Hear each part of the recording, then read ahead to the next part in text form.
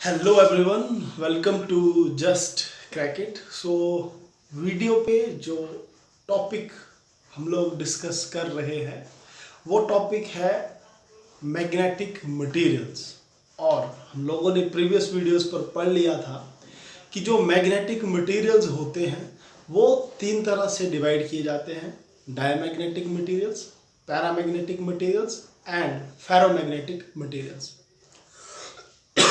Diamagnetic materials हम लोग previous videos पे स्टडी कर चुके थे, जिस पर electron theory of diamagnetic materials important था। तो आप लोग उसको जरूर एक बार, अगर नहीं देखा होगा तो उस प्रीवियस वीडियोस को जरूर देखें। और इस वीडियो पर सेकंड टाइप ऑफ जो मैग्नेटिक मटेरियल है जिसका नाम है पैरामैग्नेटिक मटेरियल्स, उनको हम लोग स्टडी करेंगे। सो अगर इसकी डेफिनेशन स्टडी की जाए, सो पैरामैग्नेटिक मटेरियल्स क्या होते हैं? These are those materials which are weakly magnetized. Okay, weakly magnetized, weakly magnetized in a direction, in the direction of applied magnetic field. In the direction of applied magnetic field lines. So ये काफी important point है। Diamagnetic materials भी weakly magnetised हुए थे, लेकिन in a direction opposite to the direction of applied magnetic field, जबकि इस पर क्या है? Weakly magnetised in the direction of applied magnetic field lines. ठीक है। सो इसके अगर कुछ एग्जांपल्स की हम लोग बात करें कि कुछ ऐसे मटेरियल्स, तो वो है aluminium, platinum are the examples. Okay, example अगर लेना होगा तो एल्यूमिनियम ले लेना, देन प्लेटिनम, क्रोमियम। ओके, और कुछ एग्जांपल्स आपको बुक से मिल जाएंगे, तो आप लोग वहां से भी याद कर सकते हैं। इंपॉर्टेंट बात आप लोग माइंड पे रखें कि पैरामैग्नेटिक मटेरियल्स ऐसे मटेरियल्स होते हैं जब अगर टेम्परेचर इंक्रीज करे तो इनका मैग्नेटिज्म डिक्रीज हो जाता है। Okay, with increase in temperature their magnetism decreases. तो ये इंपॉर्टेंट पॉइंट है, आप लोग माइंड पर जरूर रखें। देन मोस्ट इंपॉर्टेंट बात आती है electron theory of paramagnetic materials. याद रखें कि एग्जाम पॉइंट ऑफ व्यू से इलेक्ट्रॉन थ्योरी इंपॉर्टेंट है। Electron theory of paramagnetic substances.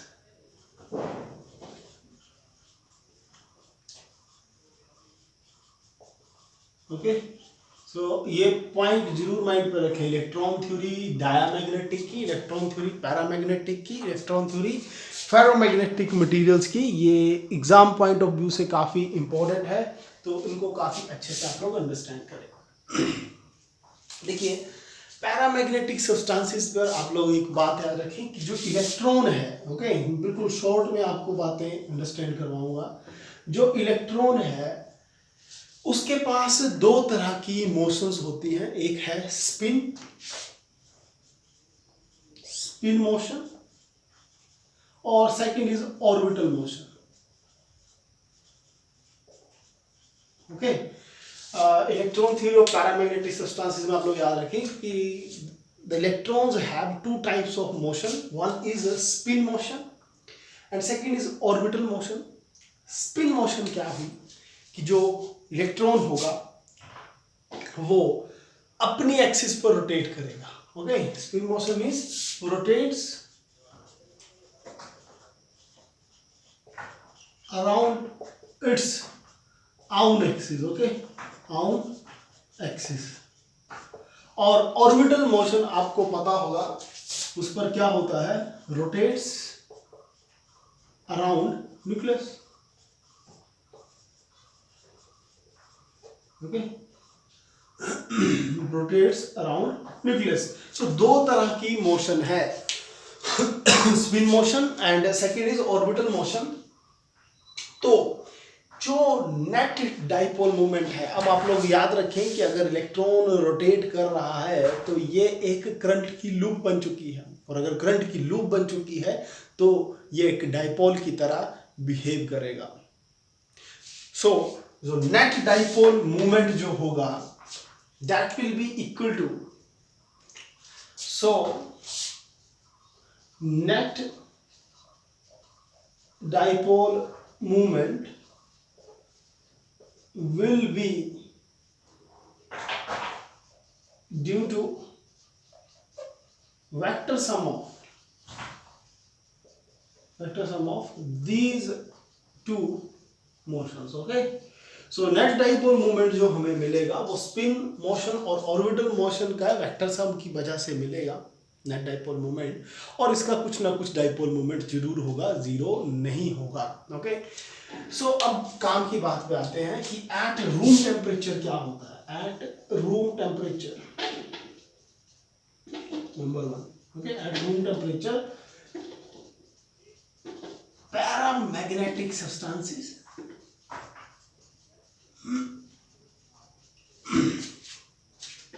at room temperature paramagnetic substances have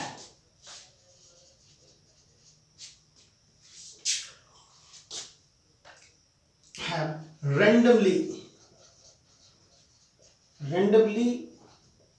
oriented dipoles।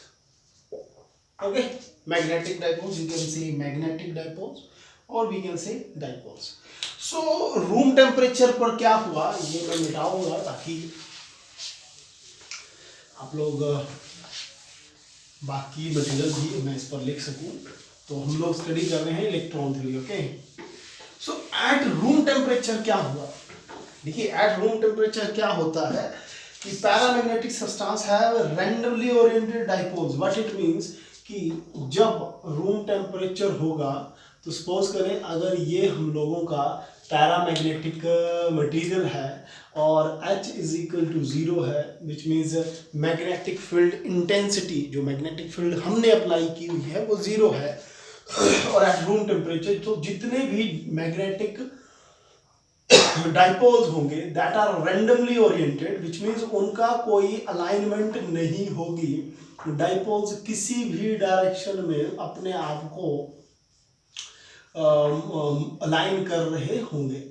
Okay, so eight room temperature paramagnetic substances have randomly oriented dipoles, so net magnetic dipole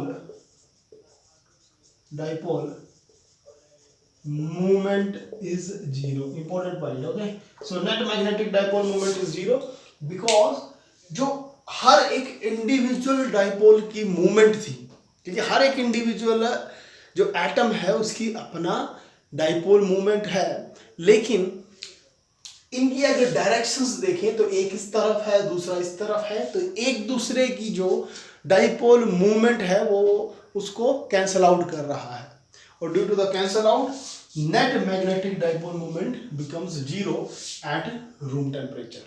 okay, important point याद रखें। But second आप लोग याद रखें, but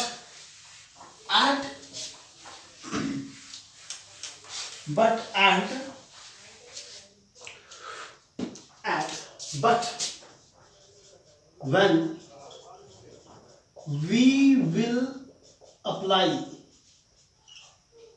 external magnetic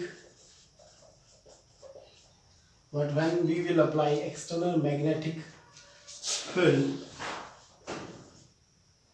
these dipoles, देखिए next step पे क्या करेंगे, पैरामैग्नेटिक मटेरियल्स पर क्या किया जाएगा। अगर ये पैरामैग्नेटिक मटेरियल्स है एट रूम टेम्परेचर तो इस तरह से होगा, लेकिन जैसे ही हम लोग H की कोई वैल्यू देंगे which means external magnetic field lines apply करेंगे, तो these dipoles will align themselves in the direction of applied magnetic field lines. Okay, but when we will apply external magnetic field these dipoles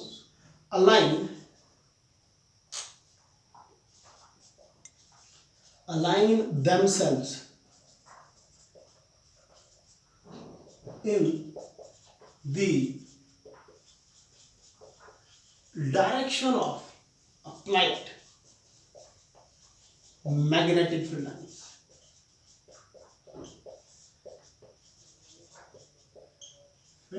lines. तो होगा क्या, suppose करें ये ही जो material था, ये जो था, अगर मैं H अप्लाई कर दूं इस डायरेक्शन में, which means external magnetic field lines, so these magnetic dipoles will align themselves in the direction of applied magnetic field lines. Okay, so इस तरह से ये अपने आप को अलाइन कर लेंगे।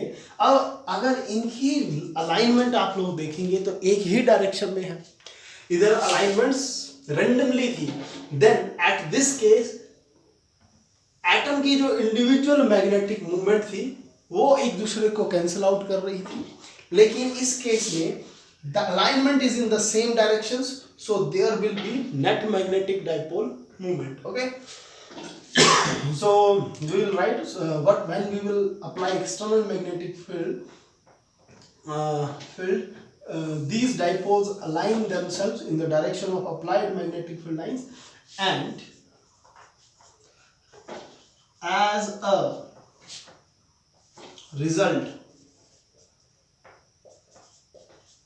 there will be net magnetic dipole moment in this case. Okay, so there will be net magnetic dipole moment, which means these dipoles are now magnetized. Okay, which means this material is magnetized. लेकिन आप लोग ये बात understand करें कि material paramagnetic weekly magnetised होता है। सो weekly magnetised क्यों होता है? क्योंकि जब हम लोगों ने external magnetic field line apply की तो क्या हुआ कि फ्रैक्शंस ऑफ कुछ जो डाइपोल्स थे उन्होंने अपने आप को अलाइन कर लिया इन the direction of magnetic field lines, और उन्हीं कुछ की वजह से थोड़ी सी मैग्नेटिक बिहेवियर इनके अंदर आया, तो पैरामैग्नेटिक सब्सटेंस वीकली मैग्नेटाइज्ड हो गए। लेकिन अगर we will increase temperature, okay, if we will increase temperature, if we will increase temperature, important point याद रखें, अगर टेम्परेचर इंक्रीज करेंगे तो each dipole will get energy. ठीक है, हर डाइपोल के पास एनर्जी आएगी और उस एनर्जी की वजह say that will start vibrating, और फिर से वो अपने आप को इसी फॉर्म में अलाइन कर लेंगे अगर टेम्परेचर हम लोगों ने उनको और दिया। So if we will increase temperature they will gain energy and align and start randomly alignment. Okay, and start random alignment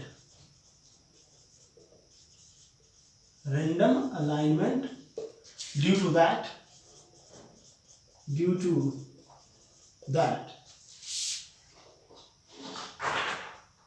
their magnetic behavior decreases. Okay, याद रखें ये बात कि उसकी वजह से इनका मैग्नेटिक बिहेवियर डिक्रीज करता है। तो बिल्कुल शॉर्ट पे अगर काम की बातें बोली जाएं तो ये है कि पैरामैग्नेटिक मटेरियल्स वो मटेरियल्स होते हैं जो वीकली मैग्नेटाइज्ड होंगे इन the direction of applied magnetic field lines. अगर इलेक्ट्रॉन थ्योरी की बात करें तो एट रूम टेम्परेचर जब मैग्नेटिक फील्ड लाइंस नहीं होंगी तो each dipole is randomly oriented. Okay, there motion is randomly oriented, so they will cancel out the effect of each other. इसमें क्या हुआ है, एक दूसरे की जो मैग्नेटिक मूवमेंट है उसको कैंसिल आउट किया, नेट मैग्नेटिक मूवमेंट इस केस में मिली जीरो।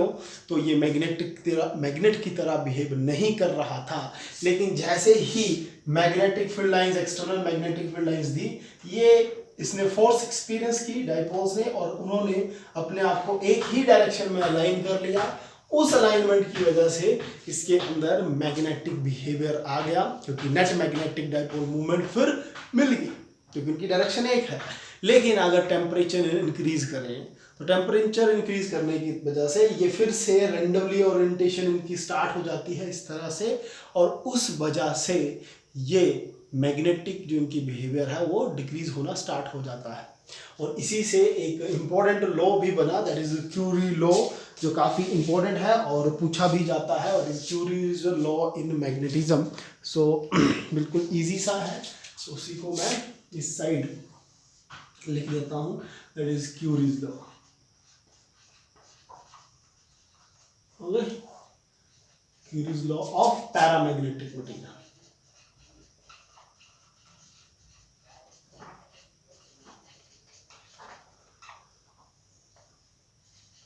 बिल्कुल बेसिक सी बात है, और 1 मार्क्स का ये क्वेश्चन कई बार पूछा जाता है कि what is Curie's law of paramagnetism.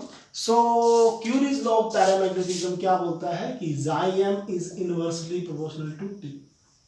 Okay, Xi is inversely proportional to T, which means this Xi, what is Xi? Okay, magnetic susceptibility।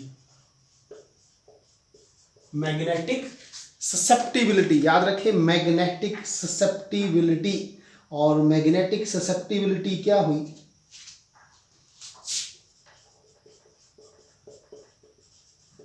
Magnetic susceptibility is inversely, this is inversely proportional to, magnetic susceptibility is inversely proportional to absolute temperature। absolute temperature हो सकता है इस point पर light का spark ज्यादा हो तो आपको प्रॉपर ना दिखे, तो याद रखें this is absolute temperature. Okay, magnetic susceptibility is inversely proportional to absolute temperature of paramagnetic material.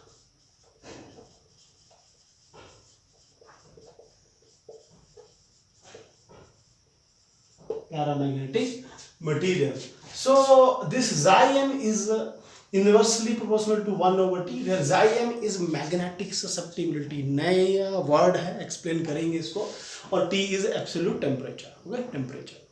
So magnetic susceptibility क्या है कि how easily a material get magnetized, कि कितनी आसानी से कोई मटीरियल मैग्नेटाइज्ड हो जाता है। तो मटेरियल की इस प्रॉपर्टी को हम लोग बोलते हैं मैग्नेटिक ससेप्टिबिलिटी। फिर से रिपीट कर रहा हूं, मैग्नेटिक ससेप्टिबिलिटी Xi से डिनोट किया जाता है, जिसका मतलब है कि कितनी आसानी से कोई मटेरियल मैग्नेटाइज्ड हो जाता है। So magnetic susceptibility is the property of a material due to which it gets easily magnetized. Okay, that is inversely proportional to 1/T। What is T? T is absolute temperature. तो Curie's law यही बोलता है कि कोई भी paramagnetic substance कितना easily magnetized होगा, या उसकी इंटेंसिटी ऑफ मैग्नेटाइजेशन जो होगी वो इनवर्सली प्रोपोर्शनल है एब्सोल्यूट टेम्परेचर के। और अगर इसका ग्राफ बनाना होगा तो अगर मैं Xi का T के साथ बनाऊं तो इनवर्सली प्रोपोर्शनल का ग्राफ इस तरह से आएगा, और एक ग्राफ इस तरह से भी बना सकते हैं 1/Xi and this side T, so it will be directly proportional. Okay, I hope आप लोगों को वीडियोस पर ग्राफ क्लियर दिख रहा होगा। आई थिंक दिख रहा है, ये Xi/T एंड ये है इनवर्सली प्रोपोर्शनल। लेकिन अगर 1/Xi का T के साथ बनाओ तो डायरेक्टली प्रोपोर्शनल होगा। तो ये था हम लोगों का पैरामैग्नेटिक मटीरियल, उसमें इलेक्ट्रॉन थ्योरी और क्यूरीज लॉ। नेक्स्ट वीडियो पर हम लोग स्टडी करेंगे फेरोमैग्नेटिक मटेरियल्स, जो भी इम्पॉर्टेंट है क्योंकि मैग्नेटिक मटेरियल्स की प्रॉपर्टीज चली हैं। 2 तरह के मटेरियल्स हम लोगों ने स्टडी कर लिए हैं, इनकी प्रॉपर्टीज हम लोग आगे भी स्टडी करेंगे। ओके, दिस बेसिकली इस वीडियो पे या प्रीवियस वीडियो पे हम लोगों ने डेफिनेशन एंड उनकी जो इलेक्ट्रॉन थ्योरी है जो इम्पोर्टेंट है, कई बार एग्जाम में पूछी जाती है कि electron theory of diamagnetic, paramagnetic, ferromagnetic explain करें। मैक्सिमम टाइम में क्वेश्चन आता है, सो उस एग्जामिनेशन पॉइंट ऑफ व्यू से इम्पोर्टेंट है। तो आप लोग जरूर इसको अच्छे से अंडरस्टैंड करें। कोई भी पर्टिकुलर बुक आप लोग रीड कर रहे हो उससे लेक्चर अटेंड करें, देन उसको वहाँ से जरूर रीड करें। So thank you and good luck.